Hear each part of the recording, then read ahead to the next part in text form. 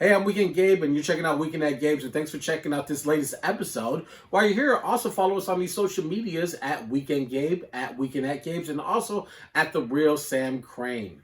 Thanks for checking us out. Let's reset. You're checking out Weekend at Gabe's with Weekend Gabe right here on Twitch TV. Joining us now, straight live and broadcasting from the west side of Chicago, is a pleasure to introduce Weasel Sims, who has the new album out, Aim High. Good evening, sir. How are you? How are you, my brothers? We're fantastic. We're mentioning, do you have any leads on grills? I think that this summer we are going to need some. I can't afford the platinum, so I need the thing that looks like platinum but really isn't, and it's not going to rot my teeth. No, Gabe needs gold in though, right? Gold. Yeah, gold is definitely I don't know. You tell me. Gabe needs that kind of gold that like kind of rubs off and turns his whole mouth green. That's the kind of gold I'm trying. No, I don't need the Mad Max, joint where your whole face is just like silver white. I don't need that joint. No, I'm good. No, hey, them Southside jerseys was fire though.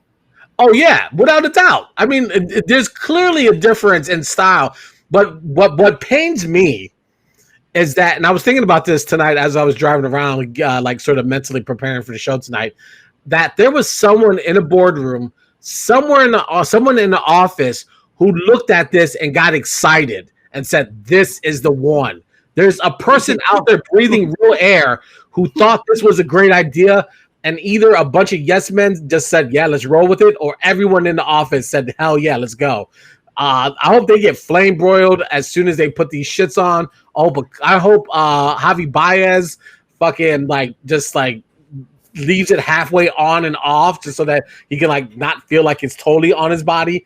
There has to be some sort of repercussion for this. It looked like almost like Florida Marlins colors, like. Oh, it's trash. Yeah, absolutely. Let's bring it back for those who are joining us. This is the comparison between the South Side, which you can't lose with pinstripes, but then you see the Old English leathers, which I think they're Old English, and then look how fucking tight and fit. It looks like straight out of the Empire Strikes Back. It's like they're super grimy,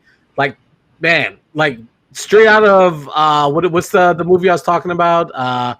The Warriors. Like they could be like their own Southside gang for real. And I want one, and I'm not even from the South Side.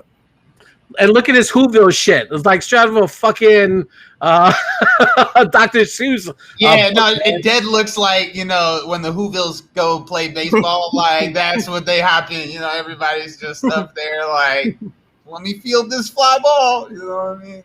It's awful. It's absolutely awful. I hope they get flame broiled because they rightfully deserve that. But thank you for joining us, man. I appreciate you giving us your time. Aim High is out right now on all digital streaming platforms. Congratulations. It's fantastic.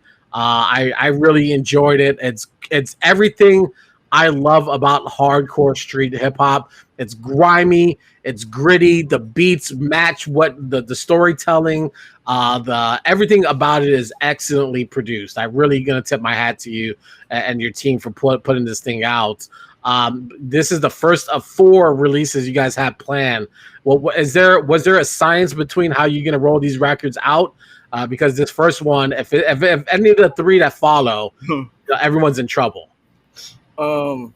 This one, I don't know. It's crazy how some of my darkest moments felt so good. You know what I'm saying? I don't know. We got the 3 following projects. 2 of them are collaborative projects. I'm in a group called Little People with Jay Hayes. So 2 of the projects are Little People projects. The next one's R.A.N. 2, and the following, back to that dark hip hop is Coke Raps 2. And then I got a project called House Arrest at the end of the year. So the sound, for me, I'm really starting to love, dark hip hop is my thing right now, but Randemic is kind of dark hip hop subject matter over a little more kind of up tempo beats. Right. I kind of call it boom trap. Yeah. Right. I wouldn't say that it's I should walk that back and say it's not dark, but it's just like that. It's that grimy feel that you just know that if you're a person like myself who never hugged the block, who never did anything besides just try to get home from school or work and be inside before 10 o'clock. There's that sense of danger in the records that you're attracted to. And you guys pull this off excellently because it feels like there's a high level of danger in all these records. You know what? When I'm listening to the beats, I feel like I'm just walking down a dark street. You know what I'm saying? And then it's just like, I kind of want to just normalize our life because to us it's normal. You know what I'm saying? But then you don't realize to a person who's from a different realm that is, you know what I'm saying? So I just wanted to make it come off as regular and normal as possible, but I know some of it's far left outrageous. Yeah. True, though. Yeah. Definitely. I definitely agree with sort of the dark street sort of analogy that you drew there. For me, it also had this like crazy camaraderie. I like this. Almost y'all were all sitting in a car and y'all were just like going off of each other, and it just seemed like everybody was really tight knit, and you know, it all just came together that way. It just felt really organic. Lately, I've been trying to make the most organic feels. It's like, why overthink it? You know what I'm saying? Especially when we've been doing music for as long as we've been doing it.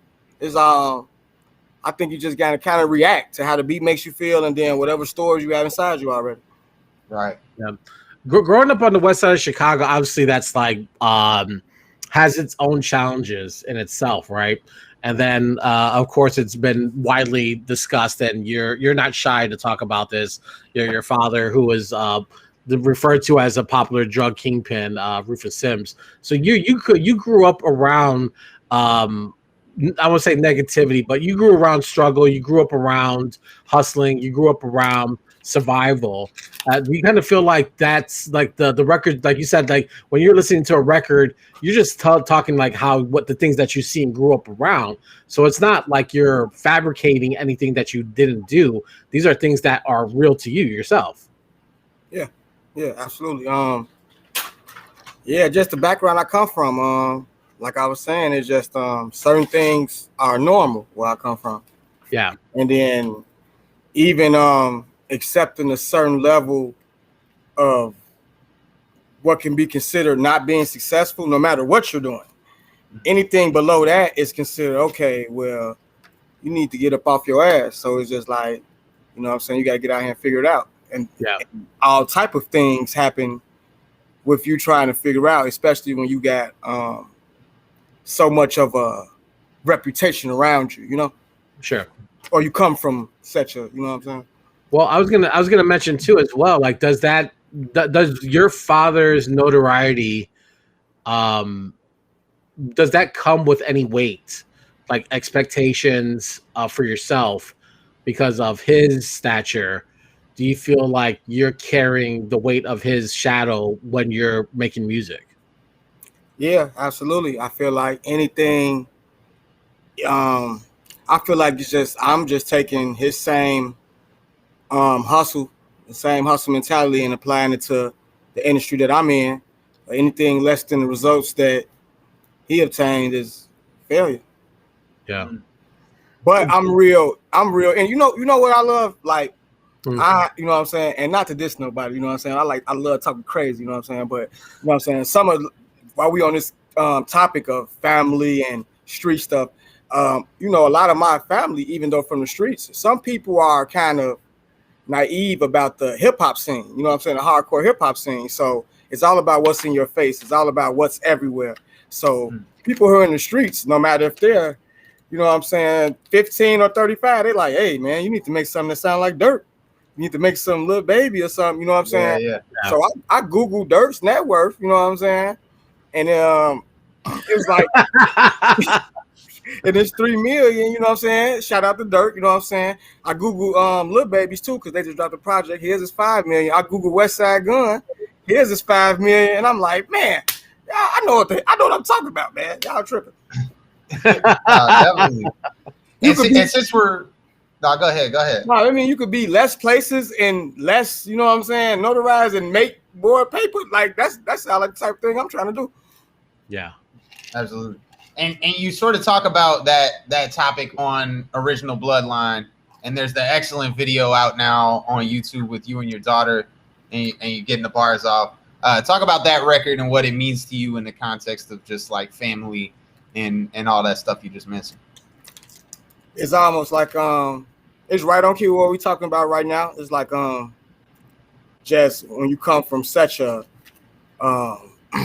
well-respected bloodline, and it's almost like LeBron James' son and all them. They probably, you know what I'm saying, it's like you expect at least to make it to the league. So, you know, I'm kind of trying to play a different sport though, you know what I'm saying? So it's kind of, you know what I'm saying? But, you know what I'm saying, throughout that all, I still have to, you know what I'm saying, I ain't in, I'm not in, what Kanye done be at when they be making, where Wyoming. Calabasas. Yeah. Calabasas. Calabasas, Wyoming. Yeah.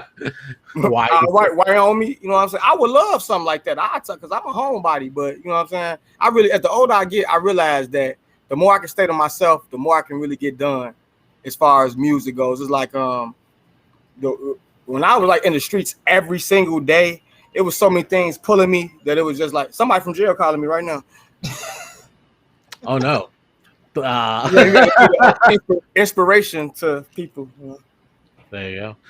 You have your own label, Real Artist Network, R.A.N, the acronym. So you're building your own team and building your own artists. How do you manage to focus on your career while also trying to help bring up and build others? I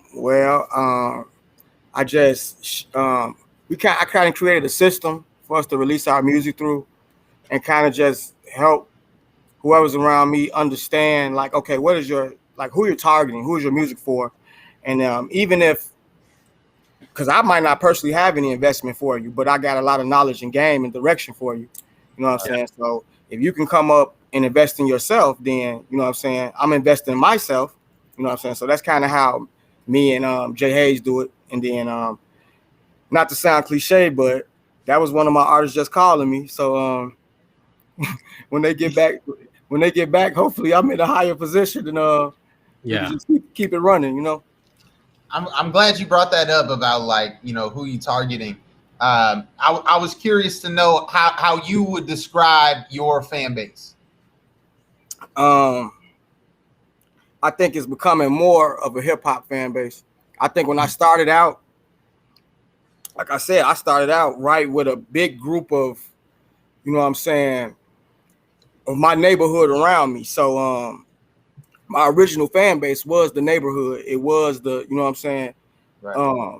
These days I've been going real hard on the hip hop scene. And it wasn't like I wasn't doing that then, but I've been like totally doing that now. And I think my base is the hip hop crowd. And it's even older. You know what I'm saying? It's older people. It's probably not for kids, like for straight shorties, you know what I'm saying? It's for people that think. Right. It's not dumbed down. Yeah. It's got sort of an old school sound to it, almost a 90s flavor to it. Yeah, I want to do like I call it kind of like new nostalgic. Like yeah. And I like that. I try to like even like some of my people be like, man, bro, take some of the words out. I be like, but this like some of the stuff the way I've been rapping lately is just I want it to sound like I don't want the sound to be easy to duplicate. Right. Yeah. So I just feel like, you know, we doing hip hop originality, you know what I'm saying? Who's behind the production on Aim High? Is that like do you guys have your own in studio producers that are working, or are you guys reaching out? Like how are you guys managing that? Yeah, we got a team of in-house producers, but that one in particular was DJ Bari. He produced the whole project. We have other producers, Ill City, Mike Jacks, Being a Boy Scout, and Logic. These are like our in-houses. So I do like different projects with all of them, but the Aim High series is all DJ Bari. Okay, sounds good. You were mentioning a little bit earlier, Little People with you and Jay Hayes. I read that you guys like you kind of refer to yourself as a modern Redman Method Man, which, you know, they're a fun duo, but also heavily skilled and barred up. Are those like and I know that you sort of referencing sort of that nostalgia without saying like the 90s, but do you credit a lot of your influence from some of those 90s artists? Absolutely. For sure, Redman. We compared ourselves to Redman and Meth Man because we real like to have fun. We talk a lot of shit, a lot of shit. You know what I'm saying? So it's like I kind of like to warn people because I'd be like, some people can't handle the shit talk. You know what I'm saying? But we full of that. And then the Locks. That's like one of my favorite groups ever. Dipset. Oh, absolutely, yeah. And what? Exactly. Well, what about like being that you're a West Side guy, so obviously, for Chicago, I immediately think of Twister, Psychodrama, Do or Die, Crucial Conflict, The Brat, all these iconic artists. Do you try to study any of what they've been doing and build off that, or are you just trying to just blaze your own lane? I studied them when I was younger and when I was coming up.